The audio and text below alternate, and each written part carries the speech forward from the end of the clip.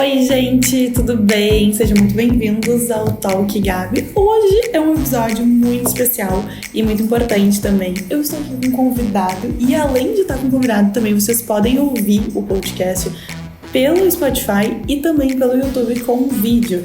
Então, temos essa novidade hoje.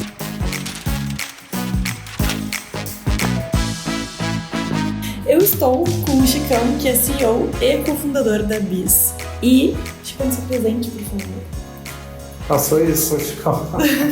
Mas eu sou cofundador da BIS Capital, né? A gente é um banco digital para pequenas empresas, uma fintech. Surgiu em 2017, então a gente tem aí quase 6 anos de vida. Lidando muito então com empreendedores aí, são os nossos clientes no dia a dia. Sim. E legal estar conversando com você aqui também. A BIS surgiu...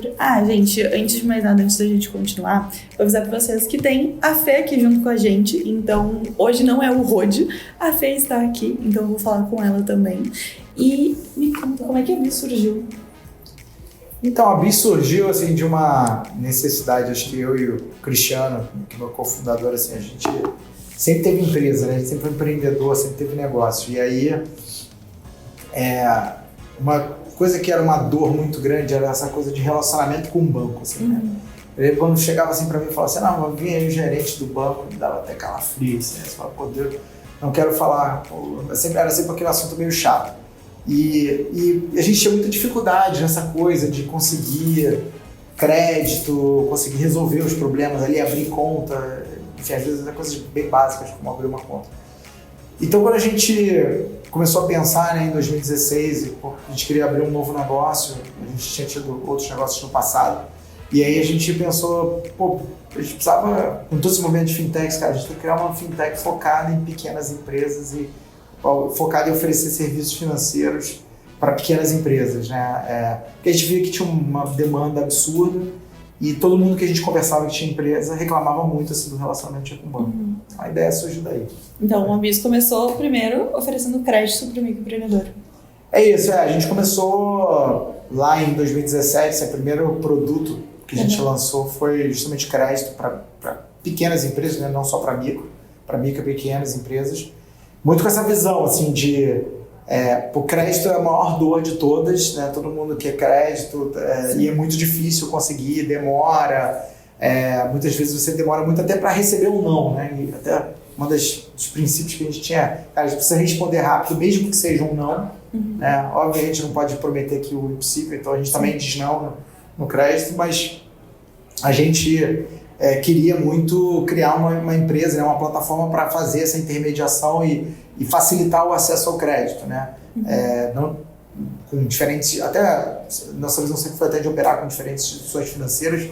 Esse ano a gente acabou virando uma instituição financeira, então, de certa maneira, a própria BIS que está agora ofertando crédito diretamente, mas a visão sempre foi essa, cara, fazer de uma maneira digital e rápida para que o empreendedor gaste o mínimo de tempo possível com isso e tenha mais tempo ali para o seu próprio negócio. Porque é um desafio gigantesco na cultura que a gente tem no Brasil, de que o crédito sempre vai ser ruim. Exatamente. Assim, acho que o Brasil obviamente tem as suas dificuldades, né? Mas assim, acho que também tem muito mito, assim, né? Sim, com certeza. Acho que assim, uma coisa que foi muito legal ao longo desses 6 anos também, assim, é o quanto você também vê de empresa legal, né? De gente boa, fazendo um trabalho excepcional, assim. Acho que uma coisa que deixa a gente muito orgulhoso, assim, quando a gente vê nossos clientes, assim, tem clientes de todos os segmentos crescendo, gerando emprego, fazendo ali, inovando nas suas empresas e tal. Então, acho que isso é muito legal, assim, porque cria aquele sentimento ali de, pô, tô ajudando aquela pessoa, de fato, a prosperar, né? A criar um negócio cada vez melhor. Eu sempre falo para meus clientes que tem a dívida boa e a dívida ruim. Aquela dívida boa que foi estruturada e que foi pensada para ser feita. Inclusive, quando eu falei sobre a BIS para meus clientes, eu recebi uma mensagem de uma cliente minha, falando que é uma cliente muito especial, que a empresa era do pai dela, e o pai dela veio a falecer e ela ficou com 18 anos, quase 19 anos, com a empresa. E ela quis seguir aquele caminho, então poderia ter desistido ali, e ela quis, e ela precisava de dinheiro para reestruturar a empresa. E a BIS foi a única que forneceu o crédito para ela na época. Legal. E foi esse crédito que fez com que hoje ela tem hoje 29 anos, então 10 anos não, ela tem 26, então ela é um pouquinho mais velha. Mas hoje que ela consegue fazer com que a empresa fature muito bem. Então eu acho que, até falando essa coisa de crédito bom, crédito ruim, sim, né? Eu acho que esse é um ponto super delicado. E uma coisa que eu gosto muito de falar, assim, acho que existe essa máxima, né? Muitas pessoas falam, o banco, quando tá, quando tá sol, te oferece guarda-chuva, quando começa a chover, ele leva o guarda-chuva embora, né? Essa coisa de coisa mais tá precisando e tal. E assim, de fato, não vou dizer que isso não existe, mas que eu acho que eu sempre tento orientar, assim, nossos clientes aqui da Biz, é que você não pode usar o crédito para tapar o buraco da sua operação, né? Se você está com uma operação deficitária, está perdendo dinheiro, não vai ser o crédito que vai te salvar, né? O crédito é muito mais para você antecipar ali um fluxo de caixa futuro, né? Então, se você tem... eu acho que o crédito bem usado é aquele crédito assim, eu vou comprar uma mercadoria e aí eu vou pegar esse dinheiro, vou negociar melhor porque eu tenho dinheiro, vou conseguir comprar mais barato, vou vender mais e aí vou ganhar mais dinheiro. Ou vou melhorar minha margem. Ou, vou comprar um equipamento que vai aumentar minha produtividade, vou produzir mais e aí consigo pagar a dívida daquele equipamento para isso.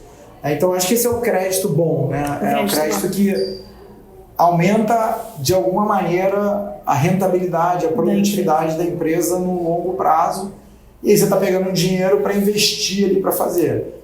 Né? O que eu acho que acaba acontecendo com muitas empresas, né? Que aí eu acho que é o crédito ruim, né? E muitas vezes é isso que nós aqui como instituição financeira, como plataforma, a gente olha e a gente acaba negando, que se você tem uma empresa que só perde dinheiro, né, não vai ser pelo contrário, o crédito só vai piorar a sua situação, porque você, além de continuar perdendo dinheiro, você vai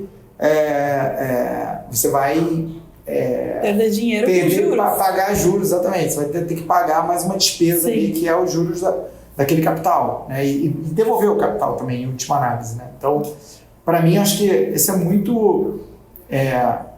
eu sempre acho que esse, para mim, é o conceito principal que toda pessoa, né, toda empresária, todo empresário precisa ter na cabeça, que esquece, né, separa o que é capital do seu resultado, né? Uma coisa é o capital para antecipar um resultado futuro que você precisa encaixar ali. Outra coisa é para tapar o buraco do passado, né? Então... Hoje, eu como contadora e eu estou aqui como influenciadora, e tem duas coisas que eu vejo muito. Tanto os meus clientes quanto todo mundo no Instagram só está focado em vendas. Então, quanto de dinheiro aquela empresa vai ter? E duas coisas que eu digo em relação a isso. Eu acho que quando a gente tem um filho, eu sou mãe, mas acredito que quando a gente tem um filho, não é só olhar para um ponto, mas sim para todos os pontos que estão ali. E eu vejo muitos empreendedores hoje, quando eles criam as empresas, eles só olham para as vendas. Então é só a venda que eles querem. Eles não sabem que precisam de contabilidade, precisam aprender sobre o mínimo de contabilidade, precisam saber o mínimo de educação financeira, o mínimo de oratória, o mínimo de marketing, o mínimo de várias coisas. Então eu sempre digo que para ele conseguir pegar um crédito bom e que realmente faça sentido para o negócio dele, ele precisa olhar como um todo. E a segunda coisa é que realmente todo mundo está focado só em vendas, em vender, em ganhar mais dinheiro. Só que tu não vai conseguir administrar R$1 milhão se você não consegue administrar R$1.000.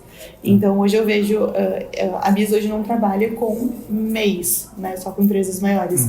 Eu vejo muito MEI que está começando, que precisa realmente estruturar todo o conjuntinho da empresa para conseguir crescer. Então hoje as empresas que eu trabalho dentro da minha empresa são empresas que todo esse segmento, então a Biz lidando com o crédito, entendendo que o crédito não é ruim, o marketing, a contabilidade, então entender e se educar para conseguir pegar um crédito bom. Deixa eu te perguntar uma coisa, qual conselho que tu daria para quem está começando hoje a empreender e precisa talvez de um crédito, enfim? Eu acho que o conselho que eu dou assim, para quem, né, se você acha que você precisa de um crédito, né, acho que a primeira coisa tem a ver até com o que você acabou de falar, né, é conhecer bem as finanças da sua empresa. Né? Porque, assim, em última análise, pega uma operação de crédito, você vai receber um dinheiro agora, só que você vai ter que pagar. Né? Então, a primeira coisa que você tem que olhar eu consigo pagar, né, essa dívida? Né? Então, a gente vê aqui muitos clientes, às vezes, que eu acho que eles não fazem a conta de quanto eles vão pagar, né, e se eles vão ter essa capacidade de pagar. Sim, a previsibilidade. Né? Então, acho que tem uma coisa, por exemplo, e aí você tem vários negócios que você tem previsibilidade de receita, você tem sazonalidades. Então, às vezes, por exemplo, um exemplo clássico, peguei um empréstimo aqui em 24 parcelas de R$2.000, que seja. Só que se você tem, sei lá, é uma pousada, um balneário, ou uma doceria, ou enfim, um negócio que, sei lá, no inverno fatura muito menos, você vai ter esses R$2.000 em julho do ano que vem, né? Por exemplo, né? Ou às vezes um negócio que é afetado por férias escolares, enfim, tem uma série de exemplos, né? Então, eu acho que isso é um ponto, né? E a outra coisa eu sempre falo bastante, o melhor crédito para mim é aquele crédito produtivo. Então, assim, não dá para você falar assim, vou pegar um crédito para ter dinheiro, né? Você tem que usar o crédito para alguma coisa. Então, o uso do dinheiro para mim eu vou pegar 10 mil, 50 mil, 100 mil, 200 mil, o valor que for, 10 milhões. Eu vou fazer porque eu vou comprar estoque, porque eu vou fazer uma reforma, porque eu vou comprar uma máquina nova. Então, eu tenho um restaurante, eu quero comprar uma máquina de café, porque eu vou vender o café. Sim. Então, acho que eu vou faturar mais tanto, né, de vendendo o cafezinho ali no final da refeição, e aí isso vai me pagar a máquina. Acho que esse é o tipo de planejamento que você tem que fazer, que primeiro, entender se você vai ter a capacidade, mesmo num cenário pior, um cenário melhor de vendas, etc., dado o seu histórico, e também planejar o crédito para usar o dinheiro em algo que vai gerar mais receita para o negócio. Eu acho que isso é fundamental, assim, porque eu vejo muito isso também. Muita empresa pega o dinheiro para ter o dinheiro em caixa. E aí você usa o dinheiro ali para coisas, como eu falei, para tapar o buraco. E para achar que vai ganhar dinheiro, mas não sabe. Exato. Né? Então, por exemplo, a mesma coisa assim, eu dou sempre esse exemplo assim. Por exemplo, uma coisa que a gente gosta muito aqui, até eu falo muito disso, compra de equipamento, né? Então, eu tenho uma padaria, vou comprar um forno maior que vai fazer eu conseguir produzir mais pão, vou vender mais, ou vai custar mais barato, porque ele consome menos energia. Sim. Tudo isso, concorda, tem um payback, né, que a gente chama, né?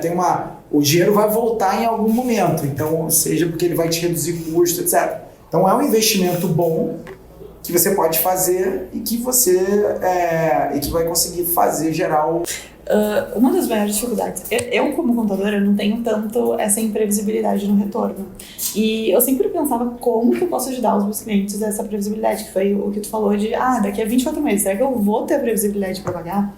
E eu acho muito legal uma ideia que foi uma cliente minha que vendia pizzas, então ela vendia pizzas artesanais e ela tinha muita dificuldade de tudo, porque ela pensava, eu vou comprar, eu vou estar concorrendo com empresas que estão ali no mercado por R$8 e eu querendo vender minha pizza artesanal maior. Então, o que ela fez? Que foi essa coisa da previsibilidade, eu acho que se encaixa com absolutamente tudo, se a gente for parar para olhar. O que o brasileiro que consome quer? Ele quer redução de custo. Então, tudo tu pensa, será que vai ter um desconto? Será que eu consigo reduzir meu custo? E o que o empresário quer? Previsibilidade no faturamento. Que é justamente o gestor ou o empresário quer previsibilidade na sua empresa e na sua vida pessoal, porque senão ele não consegue tomar as decisões na sua vida pessoal.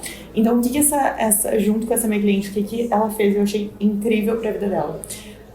Por exemplo, empresas como a BIS. Ela chegou para o gestor da empresa como a BIS, falou, olha, a minha empresa vende pizzas e eu posso fazer um contrato com vocês, que toda sexta-feira, uma sexta-feira do mês, eu vou vir aqui, vai ter um happy hour da empresa e eu vou trazer a pizza aqui. Vamos assinar um contrato de 6 meses em relação a isso? Então, uma coisa que era totalmente imprevisível, que era vender pizzas, ela conseguiu fazer contratos com escritórios, com o escritório de advocacia, com clínicas médicas, tendo uma previsibilidade. Então, hoje, essa cliente ela tem a previsibilidade mínima dos contratos baseado nas despesas que ela tem. E tudo que ela ganha mais, toda aquela que seria imprevisibilidade, que é mais ou menos a mesma coisa de quem ganha comissão, que é essa imprevisibilidade, ela é o que vem extra no mês. Então, eu acho que isso foi uma jogada genial que ela fez. E que eu sempre digo que dá pra fazer tudo, com tudo. Não, eu concordo com você. Eu acho que toda previsibilidade é super importante para qualquer empresa, né? Até porque Sim. você toda empresa tem isso, tem os custos fixos e os variáveis, né? E você tem que saber lidar um pouco com isso, né? Então, às vezes até é preferível você ter um contrato que até tem uma margem menor, mas você tem ali uma receita contínua e garantida, né? Sim. Quer dizer, garantia 100% não existe para nada, não, Exatamente. só mortes e impostos, né? Dizem, mas eu acho que assim, você tem pelo menos contratos que você sabe que tem uma probabilidade grande ali, né, que muito provavelmente vão continuar te remunerando ali todos os meses. Você falou, vendo pizza com uma empresa que sim, porque a tua produção encaixa ali. Exatamente. Então eu acho que isso é muito bom. Às vezes você pode fazer também um programa de fidelidade para os clientes, que se eles consumirem, então você cria um incentivo para ter ali uma recorrência, né? Então acho que recorrência é algo que é super importante para qualquer negócio, né? Então você tem que saber criar mecanismos, né? E aí volta para a questão do crédito, né? O crédito, você tomou o crédito, você tem uma recorrência de pagamentos, então você tem que ter uma receita contra aquilo, né? Que eu acho que é super importante. Que é diferente de tu vender e pagar. Quando tu cria a responsabilidade de ter uma despesa fixa, tu precisa ter pelo menos aquela receita que tu sabe que vai acontecer. Então a despesa fixa, e eu sempre boto como despesa fixa, inclusive o pagamento do gestor daquela empresa. Porque o que acontece muito com os empreendedores que eu lido é que eles chegam até mim eles pegam o que sobrou da empresa. Então, uma porcentagem do que sobrou, o que eu digo que é praticamente impossível, porque se a tua vida pessoal não tem previsibilidade, tu não consegue fazer nada. Isso também eu acho que é uma baita dica, assim, eu, por exemplo, até aqui na própria Bisa, aqui, a gente sempre teve uma filosofia que e eu acho que as pessoas também têm dificuldade de separar isso, né? Que às vezes assim, você trabalha na empresa que você criou, estipula um salário que é o que você vai tirar todo mês, né? Você tem que fazer uma conta do que você acha que você consegue minimamente todo mês e coloca. E aí você pode ter, sei lá, a cada 3 meses, 6 meses ou 1 ano, você tem uma distribuição de lucros ali, caso, obviamente, tenha lucros, né? Aconteça lucros. Mas eu acho que isso é super importante porque, inclusive, assim, várias vezes eu falo com pessoas que têm empresa e falo assim, não, mas eu sou o dono da empresa, né? Mas, não, cara, você trabalha nessa empresa, né? Tu só é o administrador dela. Se você não tivesse aqui, exatamente, você é o administrador dessa empresa. Se você não estiver aqui, se você tiver que se mudar para o Japão, você vai ter que contratar uma pessoa que vai pagar um salário para essa pessoa administrar a sua empresa. É a mesma lógica, né? Então, eu acho que a gente tem que fazer isso E para mim, acho que isso muda muito, porque ajuda também, passa a ser mais uma despesa fixa ali que você tem. E, inclusive, a empresa ela tem que ter uma certa reserva, porque, ou seja, você vai ter meses ruins que, em teoria, a empresa não teria o dinheiro para pagar esse salário, mas você tem que ter lá o caixa para fazer. Né? Então, porque o que eles fazem? Não teve... Porque teve meses, porque eu sempre digo, a Apple ou a padaria da esquina, ela tem a mesma coisa em comum, que é a imprevisibilidade no faturamento. Nenhuma empresa consegue ter previsibilidade exata. Exato. Ela tem a mesma proporção. Só que a diferença, a mesma proporção não. Ela tem proporções diferentes, mas a mesma dificuldade, que é previsibilidade. Então, se a Apple vai lançar um iPhone novo, ela não sabe quanto ela vai faturar. Então ela não tem a certeza absoluta. E as vendas caem um pouquinho antes, porque tá todo mundo esperando. Então você tem menos receita, aí você vai ter um negócio. Sim, tu não tem a certeza absoluta de quanto vai faturar ali. Então, se tu não for ter um mínimo para pagar toda aquela despesa que tu criou, como é que tu vai tomar... Eu tava fazendo uma reunião com uma cliente antes de vir para cá, e ela me perguntou como é que eu tenho a sensação que eu posso aumentar a despesa da minha empresa? Como é que eu sei que eu posso aumentar? Justamente, se tu tem o caixa para cobrir isso durante um período, tu pode aumentar. Então, eu acho que o crédito é vantajoso justamente para isso também. Para tu ter esse caixa durante um período, para tu aprender a lidar com todo esse formato, onde tu vai conseguir pagar toda a tua folha, todas as tuas responsabilidades com a tua empresa, e aquilo vai fazer com que... Porque eu acredito que a saúde financeira ela é a base de tudo na nossa vida. Então, se a empresa não está saudável financeiramente, ela não consegue contratar o marketing que ela queira, ela não consegue ter contador, ela não consegue pagar os impostos, ela não consegue fazer absolutamente nada. Então, ela fica meio capenga. Então, e a vida pessoal também abala completamente. Exatamente. Quando você começa a ter esse negócio, você não tira um dinheiro fixo todo mês, né? Como é que você cuida das suas despesas? Sim, como é que tu vai comprar um apartamento, como é que tu vai pagar condomínio, vai comer, né? Pagar a escola das crianças, enfim, qualquer coisa que tenha que fazer. é isso, eu acho que isso é super importante no planejamento. E aí, muitas vezes, eu acho que muitas pessoas, né, têm uma atitude assim, são muito otimistas, né? Eles sempre acham que tudo vai dar certo, né? Então, acho que isso acaba sendo um ponto também super importante. Sim, que eu tive um caso específico de uma cliente que ela vendia panetones. E ela jurava que ela ia vender um monte no Natal. Um monte de panetone. O que aconteceu? Não virou nada. Fez um estoque gigantesco de panetones. E perdeu aquele estoque. E ela pegou crédito para isso. Exatamente. Aí você tem... acho que esse é até um exemplo, né? Que também a gente vê muito acontecendo aqui, né? Muitas vezes uma empresa, né, toma crédito aqui e vai apostando numa coisa. Vou comprar, vou fazer um estoque de tal mercadoria porque eu vou vender e vou ganhar dinheiro. Porque eu acho que eu vou ganhar dinheiro. Ou vou fazer uma expansão porque eu vou vender mais. E aquilo ali não necessariamente acontece. E aí também acho que isso é um ponto importante, ou seja, mesmo quando você está tomando um crédito, tem que pensar que você tem um compromisso no futuro, né?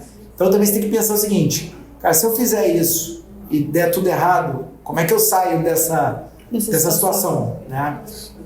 Então, eu nunca me esqueci uma cliente que foi logo no início da business, em 2017, ela alugava equipamentos cenográficos, assim, para produções, né, de audiovisual. E aí eu lembro que ela comprou ela pegou um crédito aqui com a gente, porque ela queria comprar um equipamento lá que ela achava que tinha muita demanda para alugar. E o fato é que ela não conseguia alugar, e aí ela começou a ter muita dificuldade para pagar o empréstimo, começou a renegociar, etc. E aí ela um dia ligou pra gente explicando um pouco da situação e tal, que ela estava tentando. E ela falou, não sei o que eu faço. Aí a gente deu um conselho, falou, cara, vende a máquina. Né? É mais fácil você vender a máquina e quitar um empréstimo, se você não está conseguindo alugar. Né? Tenta vender a máquina pelo preço que for, você vai minimizar seu prejuízo. Né? Então, talvez a sua amiga dos panetones, sua cliente dos panetones, pudesse fazer isso. Falou, cara, vou vender para uma outra empresa que eventualmente consegue, mesmo que eu tenha um prejuízo, mas eu vou minimizar do que perder o panetone. Né? Então, aí você tem aquela coisa meio de custo afundado. Né? Você tem um custo afundado, às vezes é melhor você sair da operação, né? Então, muitas vezes, quando uma empresa está formando estoque ou comprando algum tipo de equipamento, ela tem que pensar, se isso aqui eu não conseguir usar, como é que eu me desfaço disso e para honrar meus compromissos, né? Então, também não deixa de ser um ativo. Não, e uma coisa legal que tu falou, que é o que as pessoas não fazem hoje, quando pegam um empréstimo e não conseguem pagar, que é mostrar para a empresa que ela quer pagar. Exatamente. Esse é um outro ponto que também para mim é super importante. Para mim é muito importante também. Que também nessa linha até de relacionamento com instituições financeiras. Sim. Eu entendo assim, acho que muitas vezes as pessoas ficam, né, com vergonha, com sem graça, com medo, mas assim, eu acho que a pior coisa que você pode fazer quando você não paga alguém é assumir, né? É desaparecer, dizer, cara, isso aqui não vai... Porque aí piora muito sua condição de renegociar, de tentar. Eu acho sempre o seguinte, eu acho que e a gente fala nisso na BIS, né? A gente tenta ao máximo entender a situação do cliente, né, quando tem uma dificuldade, e tentar ver o que a gente pode compor, né? Então, eu acho que muitas vezes se você tem uma dívida e você não está conseguindo pagar, não pagar nada, para mim, e sumir é a pior coisa que você pode fazer. A pior coisa, a dívida só vai ficar mais alta e nunca vai desaparecer. É isso, né? E prejudica uma série de outros fatores ali da empresa, não vai conseguir mais ter acesso a crédito, até muitas vezes pessoalmente atrapalha ali para os empreendedores, né? Então, eu sempre digo que para tu renegociar uma dívida, a primeira coisa é tu querer renegociar. Tu senta com a pessoa e fala, eu quero te pagar. O que eu posso fazer? Como é que a gente pode fazer juntos para fazer essa dívida? Eu tive um cliente que chegou para mim e falou, Gabi, eu não vou conseguir te pagar pelos próximos 3 meses, mas eu vou te pagar porque eu sei que a minha empresa, eu tô reinventando, não tem problema. Se tu sumisse e desaparecesse, daí sim teria problema. Mas tu querer pagar aquela dívida é o principal.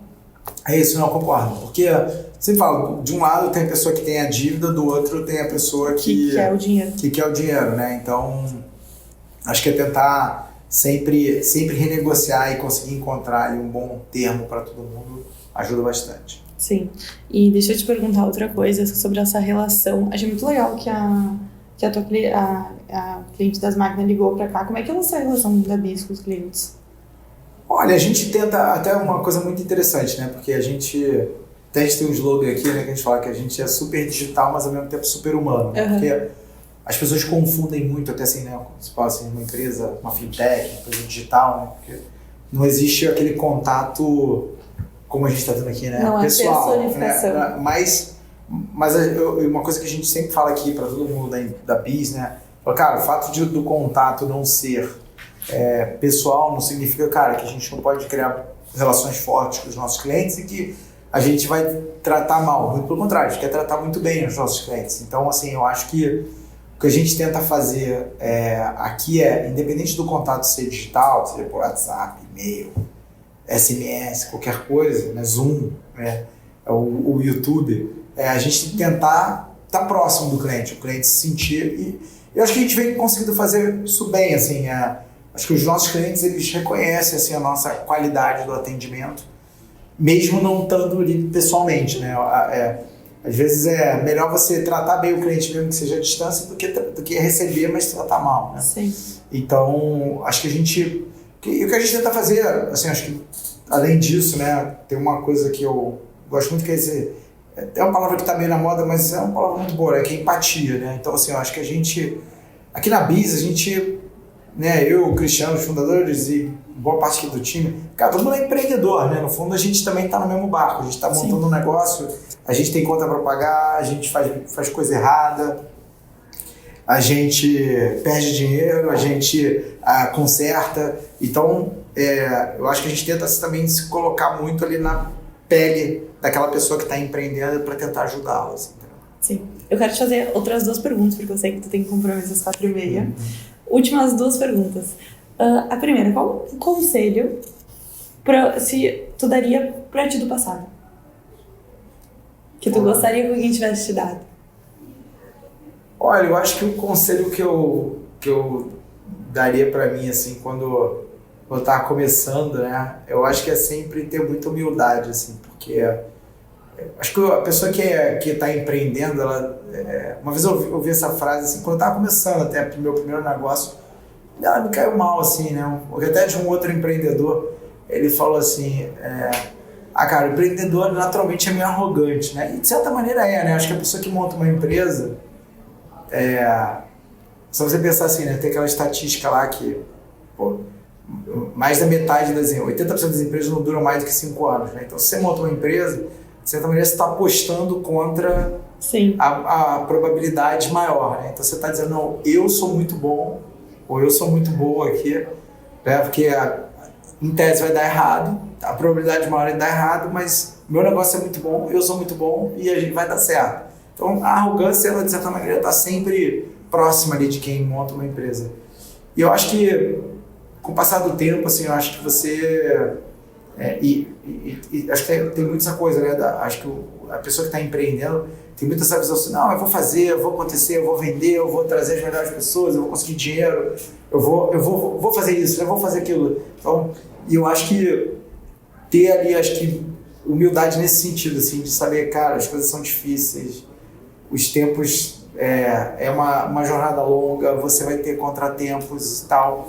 Eu acho que é uma coisa boa, assim, para você ter em mente, não para tirar o seu ímpeto, né? Eu acho que cada pessoa quer construir, eu acho que isso é o combustível, assim, para fazer grandes negócios e tal, que é essa inspiração, essa vontade de fazer diferente, mas ao mesmo tempo eu acho que ter a consciência de que, cara, não é fácil, de que tudo precisa de muito trabalho, muita dedicação e que você tem que estar preparado para os dias bons e os dias ruins, eu acho que ajuda bastante, né? Então, assim, uma coisa que pelo menos para mim hoje, me faz bem menos mal do que fazia antigamente. Eu acho que antigamente, quando algo de ruim acontecia na empresa, aquilo me fazia muito mal, assim, sabe? Eu me sentia, mandei mal, ou não aconteceu e tal. Eu acho que hoje eu tenho uma cabeça mais assim, cara, é quase ali a montanha-russa, né? Então, se hoje está indo para baixo, amanhã vai estar indo para cima.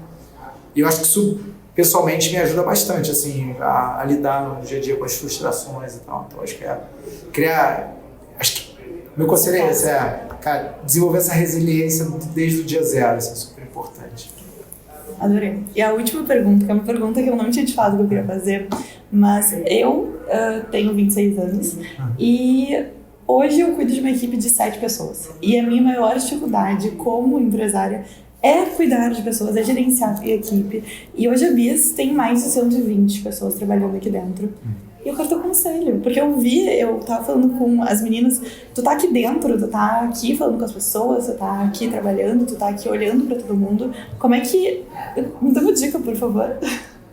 De como tu gerencia tudo isso, como é que é lidar com as pessoas. Cara, é difícil. Eu acho que essa é uma das partes mais difíceis do negócio, gerenciar pessoas, porque, assim, eu acho que tem duas coisas que eu gosto muito de falar, né? Primeiro tente fazer a empresa com o menor número de pessoas possível.